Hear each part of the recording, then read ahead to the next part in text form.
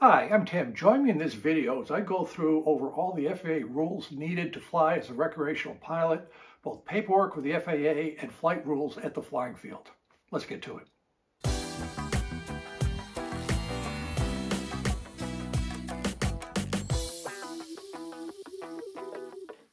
Thank you for joining me. I'm Tim, and a viewer wrote in the comments. He said, well, geez, there's so many rules and paperwork and regulations coming on to flying RC model aircraft. He was referring specifically to remote ID. I'm not sure that I know everything that I need to do. And I thought to myself, and I said, that's a pretty insightful comment. So what I'm going to do in this video is give you a little bit of history of unmanned aircraft in the United States that gives background as to why we are where we are today with remote ID and other rules. And then I will go over all the paperwork that you need to be legal with registration, remote ID, the trust test to fly with the FAA as a recreational RC airplane pilot. Then finally, some flight rules that we have to follow and where you can fly. These are all broken out into chapters. You can hover down on the timeline. It's in the description, but that will break it out if you wish to jump ahead. I want to emphasize that this video is for the recreational RC pilot. It could be for drones, fixed wings, or helicopter. The commercial folks who fly RC, you know who you are. You have a Part 107 license. It's a pretty tough test. A Part 107 RC pilot knows all the rules. This is just for the recreational pilot that may have limited engagement or contact with the FAA, just wants to go out on the weekend and fly their RC model airplane. So a little bit of background on drones or unmanned aircraft systems. The FAA more and more is using the term drones. I'll jump between drones and unmanned aircraft systems. What they are remotely controlled aircraft that fly in the national airspace system. It could be drones, it could be fixed wings, it could be helicopters. It does not cover indoor flight. That's not part of the national airspace system. Doesn't control control line, free flight, balloons, or kites. So the drones are here to stay. It's a huge growth industry. It seems like every day somebody somewhere is coming up with a new idea on what they can use drones for. And the growth into the future is just explosive. And the FAA is deeply involved in this because they have to manage who's flying in the national airspace system. As hobby drone operators, we're kind of caught up in all this.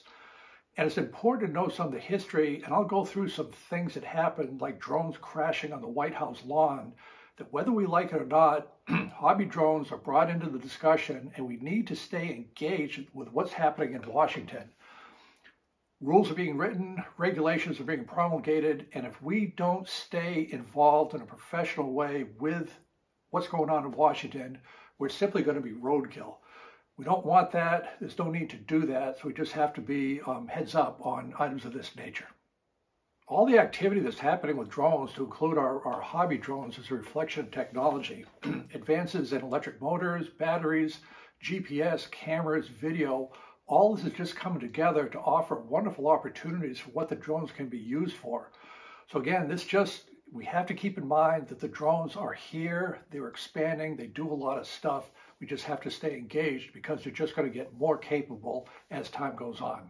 The FAA on their website has a pretty interesting timeline of all the actions that have happened with the FAA and drones, and it's been a surprisingly reactive process. Something happens in the drone world, the FAA gets brought in. So the first time the FAA really intersected with drones was in 2005. General Atomics had their first drone get an airworthiness certificate by the FAA. It was a large aircraft. It was designed for government military use. Keep in mind the military did a lot of stuff with drones beforehand, but they're not really part of the FAA because they're used in combat operations. The military can certify their own aircraft. They're not involved with the FAA process, and they fly in restricted airspace. So the FAA really wasn't too involved. Another interesting development that not a lot of RC pilots are aware of, in January of 2014, the AMA, the Academy of Model Aeronautics, and the FAA signed a memorandum of understanding. I have it right here. I got it off the FAA website, and I'll put it up on the screen. And what it says was the AMA and the FAA entered into agreement establishing the platform with the AMA and FAA will work jointly to ensure the continued safe operation of model aircraft in the national airspace system. In effect, the AMA is the FAA's contact point for what's going on with model aviation and development and coming up with rules asking questions, figuring out what to do on various things. This is a pretty big deal, and this happened literally almost 10 years ago between the AMA and the FAA. Now, another thing that happened, we just need to be aware of this and kind of reflect on what happened. On January 26, 2015, a quadcopter crash landed onto the south lawn of the White House. And oh, by the way, this is at 3 o'clock in the morning. So this fool that was flying this drone near the White House at 3 o'clock in the morning at night lost control. The drone crashed on the White House lawn. The Secret Service didn't talk too much about it, but as reports came out, the Secret Service says we couldn't detect it, we couldn't engage it, we couldn't shoot it down. There it is. So it's not a coincidence that 2.5 years later, the remote ID ruling came out with congressional language to the FAA, because drones, this happened, it crashed onto the White House grounds. So there are consequences for these things. It's important to keep it in mind that this very unfortunate incident occurred. Luckily, nobody got hurt, but this happened. And to show you the follow-on effect of this drone on the White House lawn, 3.5 months later, the FAA declared the entire Washington, D.C. area a drone no-fly zone. No drones are allowed in the Washington, D.C. area. And this idea of a no-drone zone is being expanded. National parks is no drones. The Super Bowl is no drones. This is just where we are as things happen with drone activities that are viewed as a possible impact on public safety. Another step in the development and the oversight of the FAA with drones, in August of 2016, Part 107 regulations were published. The Part 107 is for the first time offering a commercial pilot certificate for drone operators. I have my Part 107 certificate. There are many others that do. It's a pretty tough test, but you will come away very informed of the airspace rules, regulations in order to fly your drone on a commercial basis. Again, this video is all for recreational pilots. Also about this time, as the FAA was wrapping their arms around drones in October of 2015, the Registration Task Force, out of this came the need to register drones both recreationally and commercially. More details of the registration later on in the video. Another thing that happened, September 21st, 2017, was the first known collision between a quadcopter and a manned aircraft. It occurred in New York State. It was an Army UH-60 Black Hawk. The drone hit the Black Hawk, and that happened. So again, luckily nobody was hurt, but we have now a collision between a drone and a manned aircraft. In this section of the video, I want to go over the 3 things that you have to do that are kind of paperwork regulations with the FAA to be a recreational RC pilot. The first thing is you have to register your drone. Now, I will take you to the FAA website here at the end of this section and show you where all this information is, so you can go to the hyperlink to get to there. It's very easy to do. But the first thing is a registration. Recreational pilots is pretty easy. You just apply for your recreational number. It is good for 3 years. It costs $5. You have to renew it every 3 years. It can all be done online. There's really not too much bother to having to get your registration number. As a recreational pilot, there's one registration number for every aircraft in your fleet. If you have 100 aircraft that you fly recreationally, they all have the same recreational number. Now, to get your registration number, you have to be at least 13 years old. There's no age limit to fly. You can fly a drone recreationally if you're 8 years old, but to get the registration number, somebody has to be over 13 years of age to get that number. And to get a registration, you have to be either a U.S. citizen or a resident alien of the United States. When you get your registration on email, you'll get a registration card. You have to carry that with you when you fly. If a law enforcement officer comes over and wants to see your registration, you have to display that registration certificate. I just put a little plastic over it, keep it in my field box. It's no big deal on that. The other thing you have to do is write your registration number on the outside of your RC model plane, helicopter, or drone. This is another fun fact of just the intersection of the real world regulations, security with our hobby of drones. It used to be, up until 2019, you could write your registration number anywhere inside the drone, just so the airplane looked good. You could just write it inside the fuselage or whatever. As of 2019, the registration has to be outside, visible and readable from the outside of the drone. The reason for this is law enforcement. They are concerned about a drone, think the one on the White House lawn, that is booby-trapped with some sort of explosion. If they're opening the drone to find the registration number to try to figure out who that drone belongs to, it could set off an explosion. Again, it's awful that we're in this position, but this is where we are. And that's one thing, just the reason the registration is on the outside. They're just concerned about explosive devices on our drone RC aircraft. One final important thing for registration of your RC model airplane, you only need to register models that are 250 grams or heavier. That's about 8.8 ounces. If your model weighs less than 250 grams, like for example this one right here, there is no need to register your aircraft at all. It is not required to be registered. The second thing you have to do for the FAA is take a test. It's called the Recreational UAS Safety Test. The trust test is the nickname for it. It's a very easy test to do. It is free. There are a range of administrators for that test, to include the AMA, the Academy of Model Aeronautics. I'll give you the link here in a moment.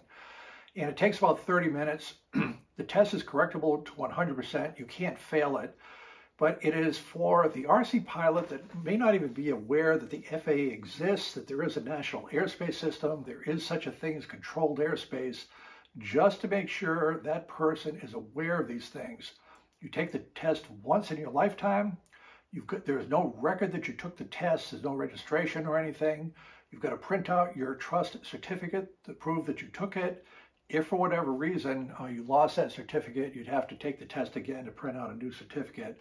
But you've got to take the trust certificate to fly any RC aircraft in the United States. One other item for the trust test: any pilot that flies an RC model has to take the trust test to fly the National Airspace System.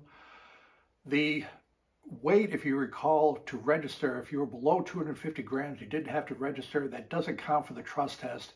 Even though this airplane doesn't need to be registered because it's under 8.8 ounces, I still need to take the trust test to fly it as an RC pilot.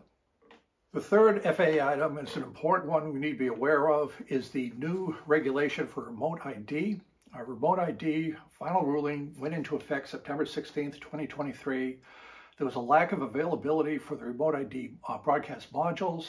The FAA has slipped the enforcement date of remote ID to March 16th of 2024. So it's operations normal flying for all intents and purposes. After March 16th, 2024, all RC models that are 250 grams or over have to fly with remote ID, with two exceptions I'll talk about here in a moment. The remote ID can be standard, which is built in the factory for all drones that are sold today, or if you built your own model, it's an older drone, or just any other plane that you have that doesn't have remote ID installed, you have to purchase a broadcast module to fly with remote ID. Remote ID is tied to registration. Aircraft like this one, under 250 grams, that do not need to be registered, do not require remote ID. So lightweight aircraft don't require remote ID. Also, if you fly in a FRIA and FAA recognized identification area, these are essentially miniature restricted airspaces granted by the FAA to community-based organizations like the AMA clubs. If you're flying in a FRIA, you do not need any remote ID equipment at all for recreational flying. I've got several videos in the description that describe the FRIA process. Also, the AMA website has a club finder, and you can find out which clubs have FRIAs installed. And again, with a FRIA, there's no remote ID requirement at all. Let's take a look now at the FAA website. I'll take you directly to the drone section of that website, the recreational flyers, and you'll see links to where you can get things like your registration, the trust test, information on FRIAs, and so forth. This is the FAA website. At the extreme right pull-down menu is drones. We'll go down to recreational flyers. This is pretty much all you need to know for recreational flyers and community-based organization. It defines what a recreational flight is, what are the rules for recreational flyers, and links to go to the various sections to get further information. The rules are the rules and not regulations, just guidance from the FAA what you should do. And as we go down, it'll list registration, and we can just take an example to click on registering the drone. And this takes us to the page with all the information on registering your drone, where to do, what to do, items needed for the registration.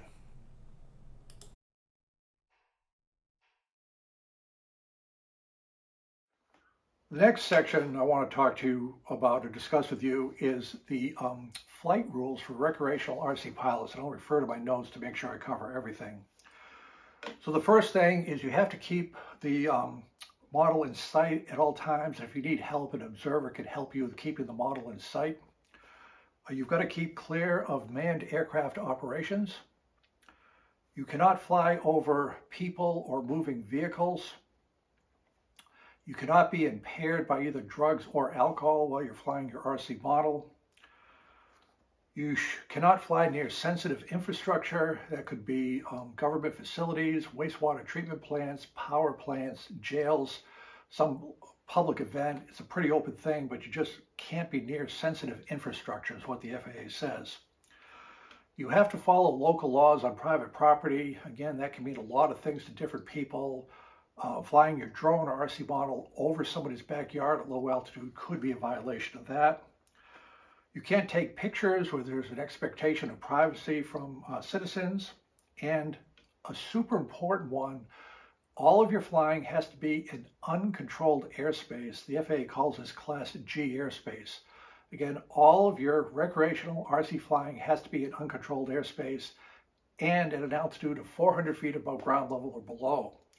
You can fly in controlled airspace, but that's a special procedure. You need permission from the FAA to do that. If you're flying in controlled airspace with permission, you know what those rules are. But for most recreational pilots, just fly in uncontrolled airspace. So finally, where can you fly your RC model, plane, drone, or helicopter? The easiest answer is a AMA, Academy of Model Aeronautics flying field.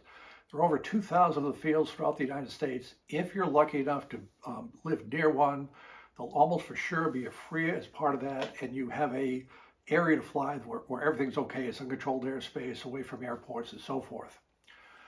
Other than that, you're going to have to do some research. It's still an evolving set of rules and regulations on private property, public parks, lands.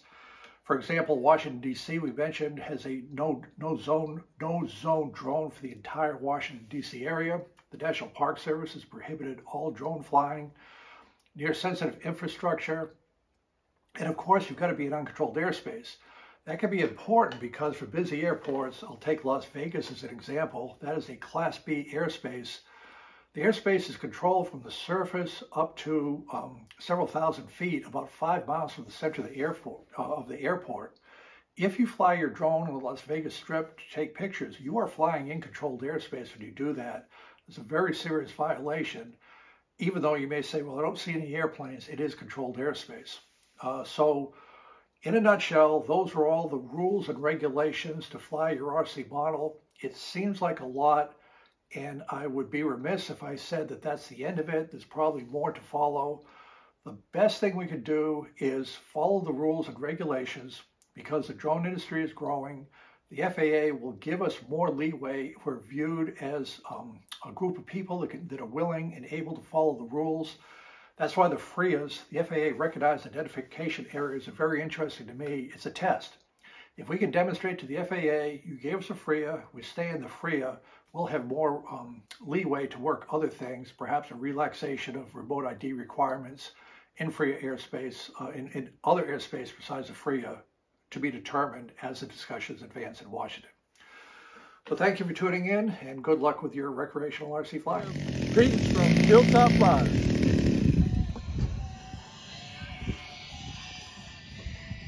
Another beautiful day.